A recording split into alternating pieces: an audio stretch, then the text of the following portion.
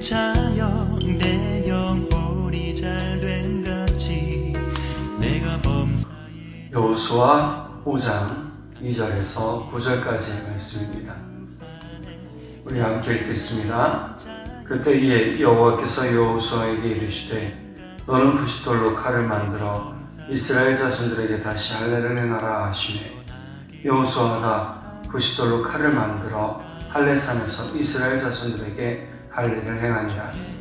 여호수아가 할례를 시행한 까닭은 이것이니 애굽에서 나온 모든 백성 중 남자 곧 모든 군사는 애굽에서 나온 후 광야길에서 죽었는데 그 나온 백성은 다 할례를 받았으나 다만 애굽에서 나온 후 광야길에서 난 자는 할례를 받지 못하였음이니라.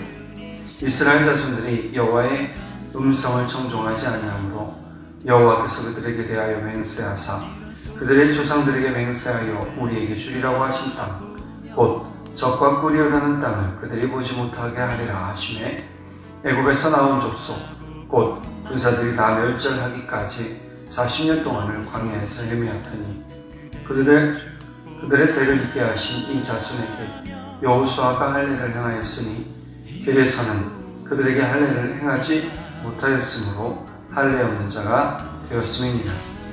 또 그 모든 백성에게 할례 행하기를 마침에 백성이 진중 각 처소에 머물며 낫기를 기다릴 때에 여호와께서 여호수아에게 이르시되 내가 오늘 애굽의 수치를 너희에게서 떠나게 하였다 하셨으므로 그곳 이름을 오늘까지 길갈이라 하느니라. 아멘. 새벽을 함께 하시는 여러분 사랑하고 축복합니다. 이스라엘 백성들이 요단을 건넌 후에 길갈에 하나님께서 명령하신 대로 돌을 썼습니다. 이 길갈이라는 이름의 뜻이 이제 나오죠. 4장에 보면 후반절에 우리가 읽었던 말씀 중에 길갈에 12돌을 세웠다. 12개의 돌을 세우는데 그 길갈의 이름이 또 뜻이 무엇이냐? 9절에 나옵니다. 오늘 애굽의 수치를 너희에게서 떠나가게 하였다. 떠나가게 하였다 또는 한글 개역 한글에는 굴러가게 하였다 이렇게 나옵니다. 떠나가게 하였다 즉 벗기셨다는 것이죠. 수치가 떠나가고 벗겨진 것은 기쁨입니다. 하나님께서 이스라엘 백성들을 묶고 있던 이집트의 수치에서 벗어나게 하심으로써 진짜 하나님의 백성, 참 자유를 얻은 백성이 되도록 하셨다라는 것이죠. 근데 앞서 우리가 2절 초반절 쪽으로 넘어가면 하나님께서 증표가 필요합니다. 자유를 얻은 그 증표를 요구하시죠. 그 증표가 바로 할례입니다. 할례는 남자 성비의 표피를 베어내는 거죠. 2절에 보면 돌칼을 만들어서 날카로운 땅땅땅 째내면 옛날 구석기 시대 돌칼이라고 하는 그런 돌칼을 이야기하죠. 돌칼을 만들어서 남자 성비의 표피를 베어라. 그게 곧 할례다. 이 할례를 행하도록 합니다. 할례교는 우리가 잘 알고 있는 것처럼 아브라함이 하나님의 명령을 받아서 아들 이삭을 백세에 얻고 난 다음 8일째 되던 날 하나님 명령하시는 것이죠. 남자 성기의 표피를 베어내는 것. 곧 이것은 이스라엘 지파의 하나의 풍습이 됩니다. 이것을 계속 자손들에게 행하라라고 하시죠. 그리고 이스라엘 자손들에게 행하십니다. 출애굽기 12장 43절에서 49절에는요. 이스라엘 백성들이 출애굽하기 전에 하나님의 명령을 따라 할례를 행하는 장면이 나오죠. 하지만 오늘 읽은 본문의 내용처럼 그 할례를 받은 모든 군사들은 다 죽어버렸습니다. 4절 5절 볼까요? 세 번역본입니다.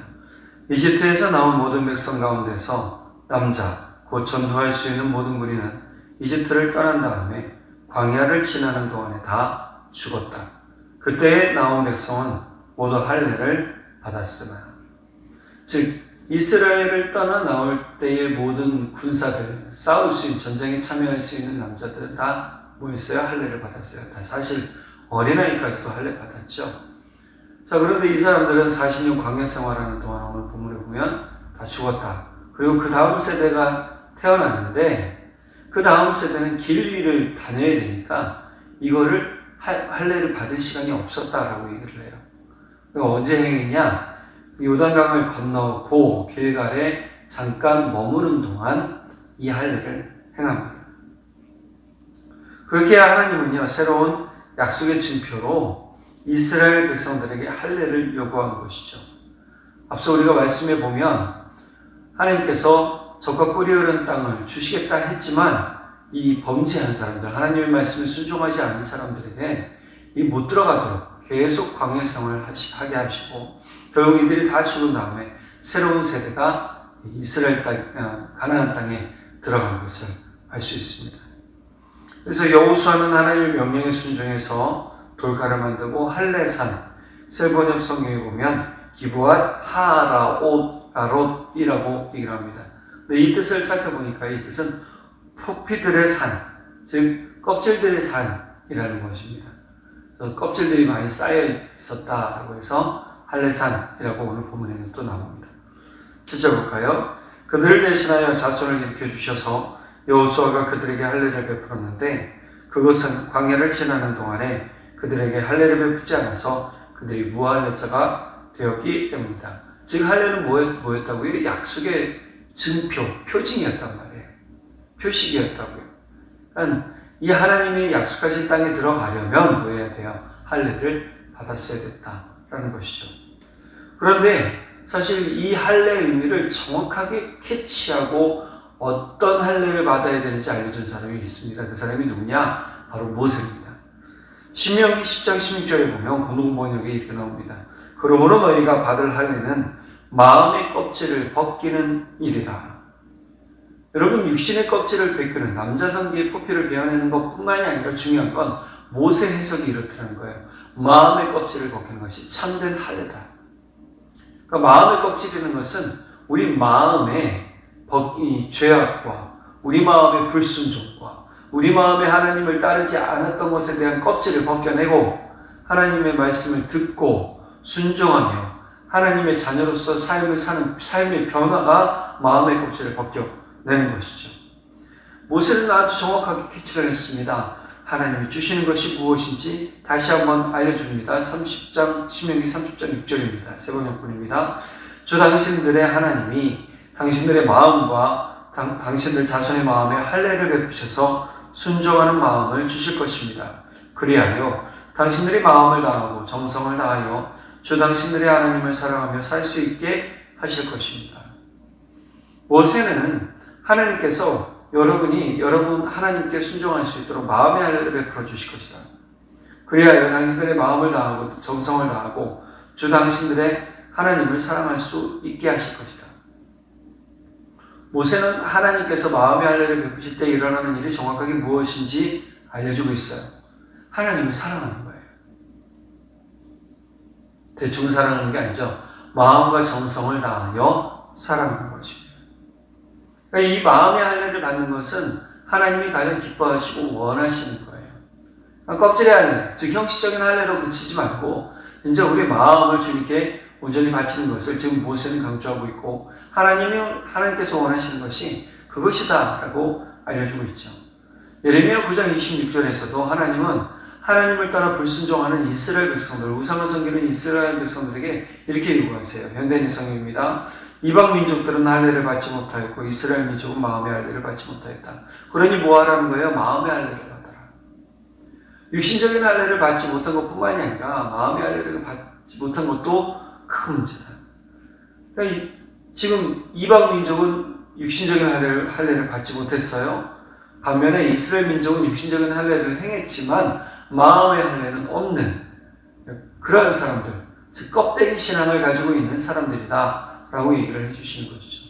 우리가 참된 신앙을 가지려면 먼저 우리가 해야 될 일이 뭐냐? 우리의 모든 마음의 할례를 받아야 된다. 이 마음의 할례가 너무 중요하죠.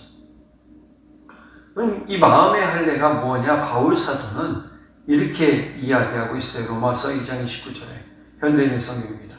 오히려 마음에 참된 변화를 받은 사람이라야 참 유대인이며 기록된 율법이 아닌 성령님에 의한 마음의 할례가 진정한 할례입니다. 이런 사람은 칭찬을 사람에게서 받는 것이 아니라 하나님에게서 받습니다. 여러분, 이거 얼마나 참 놀라운 이야기입니까? 마음의 할례는 뭐라고요? 마음의 참된 변화를 받는 것이다 라는 것이죠. 사도 바울 사도가 정확하게 이야기를 하는 부분은 뭐냐? 모세가 이야기한 마음의 할례는 곧 육신적인 할례에서 그 삶의 변화가 그치지 말라는 것이잖아요. 그것을 조금 더 끌어냈어요. 그래서 바울 사도는 뭐라고 얘기했냐면 참된 변화를 받아야 된다. 어디에? 마음에. 그래야 변화의 사람이 되는데, 이 변화는 어떻게 일어나느냐? 성령님에 의한 마음의 할례가 이루어져야 된다. 우리가 이 마음의 할례를 스스로 일으킬 수도 있어요. 내가 하나님 앞에 서야지, 하나님께 순종해야지, 하나님 말씀 잘 들어야지, 따라야지 하지만 중요한 건 성령님께서 역사하실 때 진짜 마음의 할례도 일어난다. 그러니까 성령님이 내 안에 거주하셔야 돼요.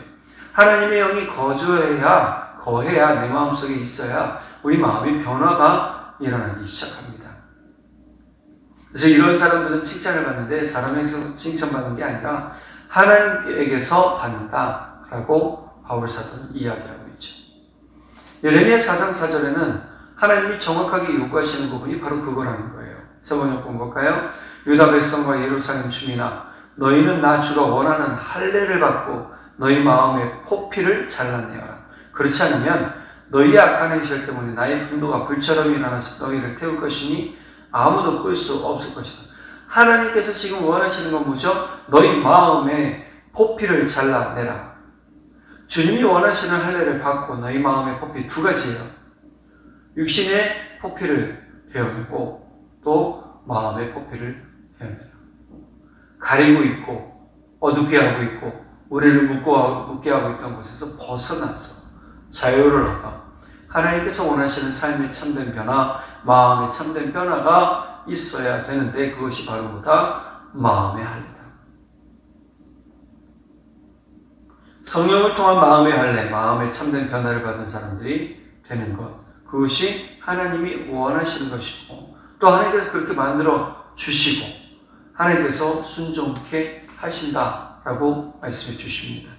우리가 해야 할 일은 그래서 하나님께 우리의 마음의 할례를 행하시도록 우리 마음을 드리는 겁니다.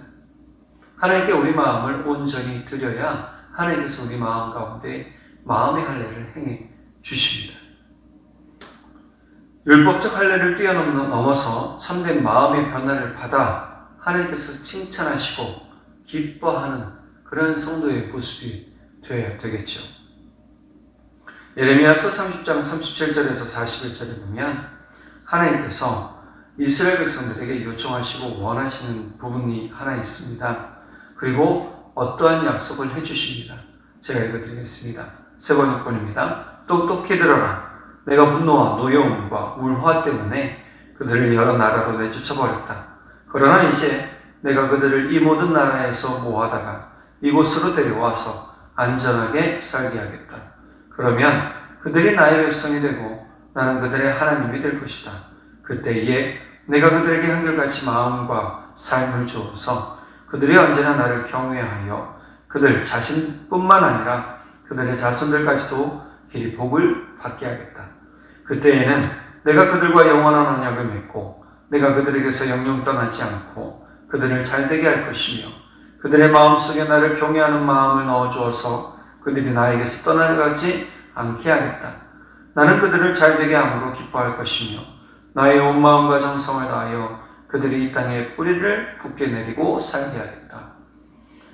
하나님은 지금 이스라엘 백성들에게 뭐라고 그러십니까? 흩어진 이스라엘 백성을 다시 모으실 것이고 그들의 하나님이 되고 나는 그들을 나의 백성으로 삼을 것이다 라고 말씀해 주시고 33절에 보면 내가 그들에게 한결같은 마음과 삶을 줘. 근데 이 부분을 다른 부분으로 해석해 보면 그들의 마음의 할례를 행하고 삶의 할례를 행해 주어 이런 표현이 되는 거예요. 삶이 변하죠.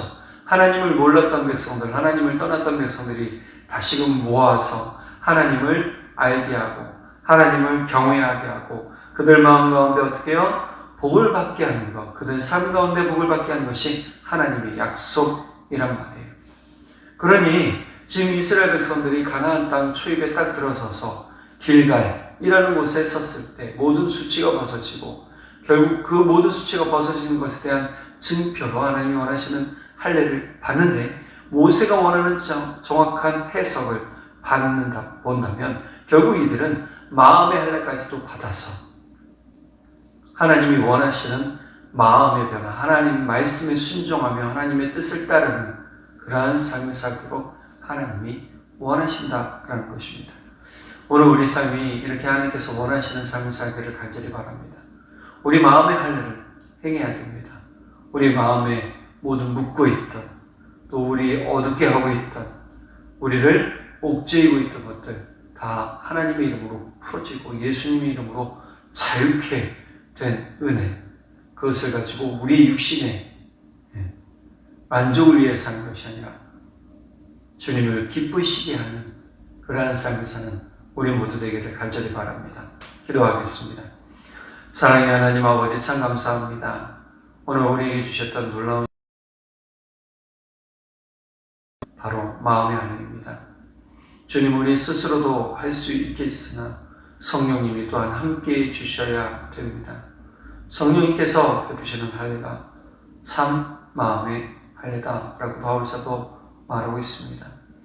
또 우리가 정확한 은혜를 깨닫게 하시니 감사합니다. 이렇게 마음의 삶에 마음의 할례, 육신의 할례를 행하는 모든 성도에게 하나님이 그들의 하나님이 되어주시고 또 하나님은 그들을 하나님의 백성으로 삼아주시고 더불어서 그렇게 마음의 할례를 행하고 참된 변화의 삶을 사는 이들에게 주님 복된 약속 해주셨으니 주님 그 약속 기억하여 주시고 마음의 할례를 받아 삶의 변화, 믿음의 변화를 가지고 살아가는 백성들에게 은혜와 은혜를 더하여 주옵소서. 주님 놀라우신 은총으로 오늘 하루도 우리 성도님들 지켜주시고 붙들어주시고 인도해 주실 것을 믿고 감사드리며 우리 주 예수 그리스도의 이름으로 기도드렸습니다. 아멘. 사랑하는 자여 내 영혼이 잘된 같이 내가 범사에 잘되고 강건하기를 나간 구하네. 사랑하는 자여 내 영혼이 잘된 같이 내가 범사에 잘되고 강건하기를 나간 구하노라. 주의 그 사랑 안에서 그대를 보내사 만나게 하시고 교제케 하시며 하나 되게 하신 나의 주님 참 감사합니다. 이런 소중한 그대를 바라보며 나 고백하고픈 말 너무 소중한 그대를 축복하며 이렇게 고백합니다. 사랑하는 자여 내 영혼이 잘된 같이 내가 범사에 잘되고 강건하기를 나간 구